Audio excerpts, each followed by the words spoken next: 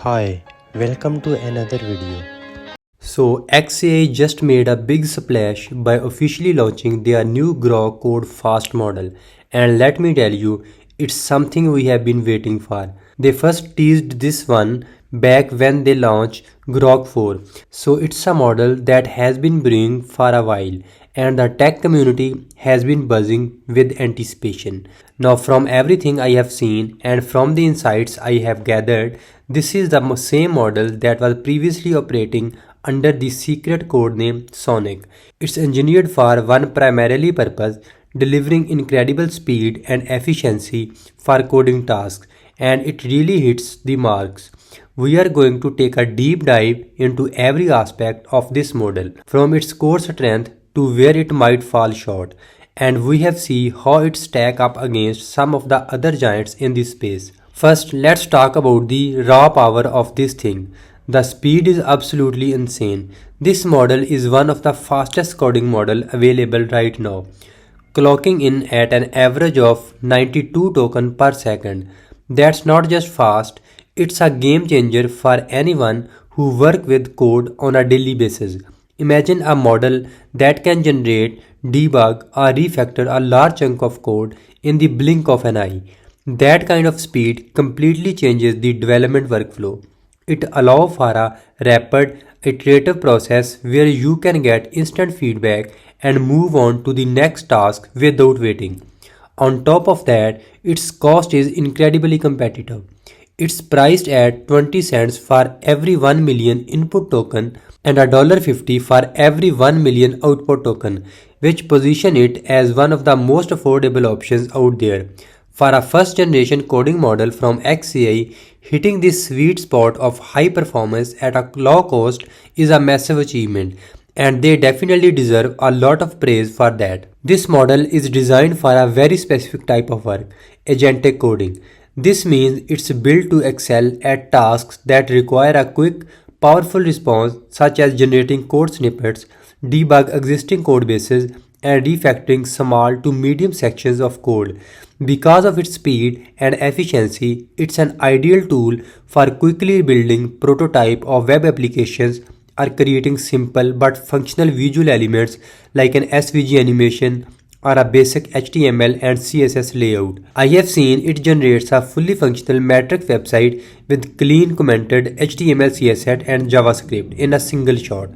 It even included the animation loop and character sets, all without any extra dependencies. Another great use for this model is having it read through and analyzes large code bases.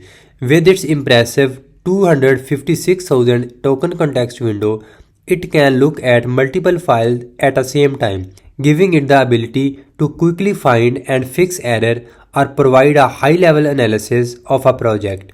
I have personally seen it debug a full-scale application and catch multiple errors across different files completely on its own, which is a testament to its capabilities.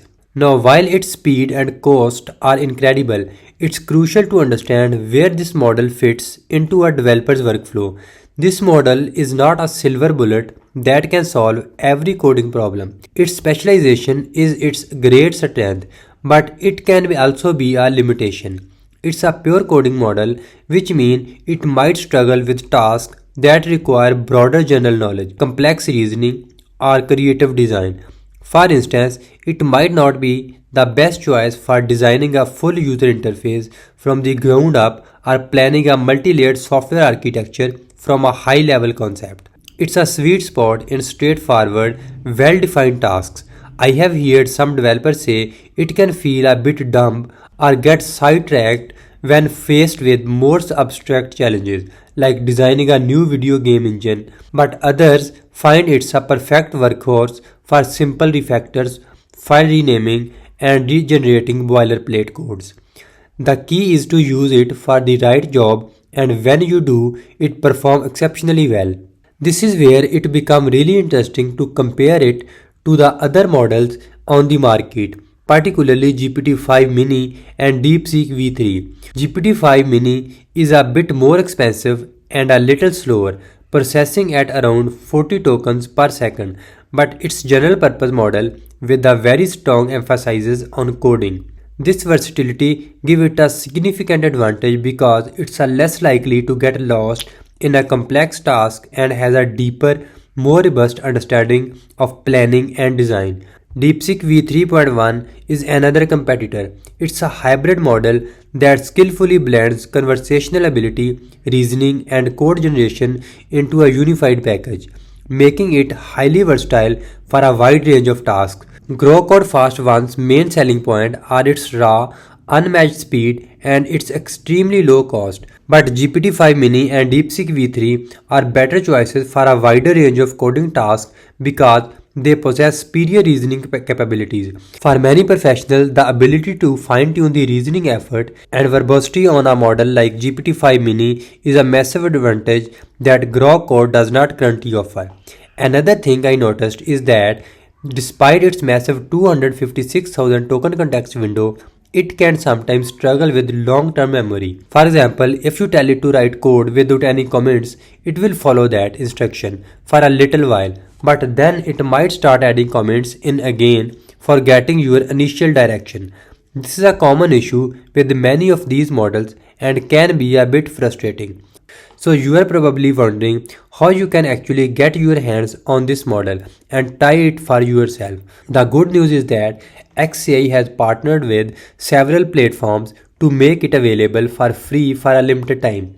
You can test it out on platforms like KiloCode, Windsurf or OpenCode.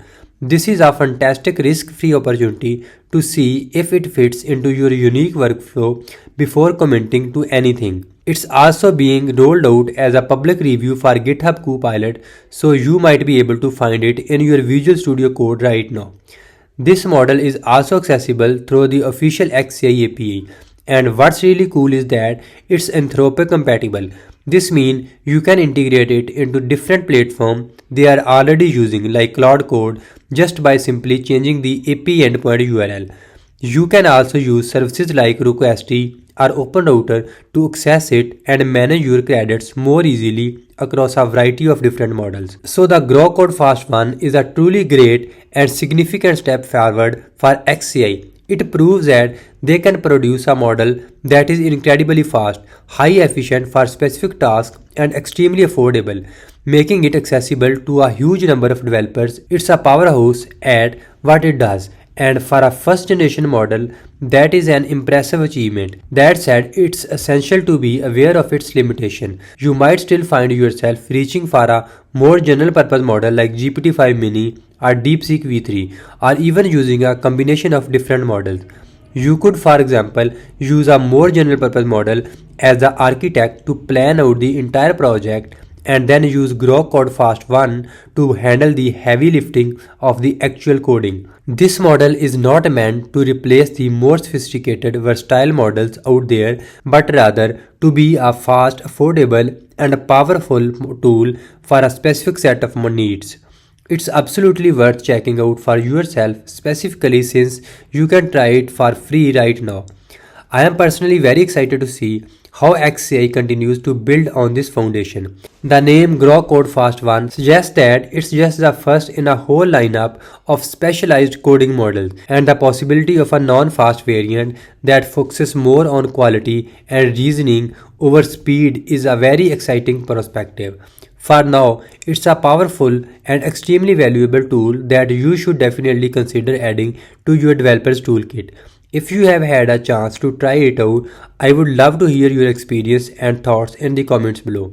Be sure to hit that like button, subscribe to the channel and turn on notification so you don't miss out on what's next. Until then, I will see you in the next video.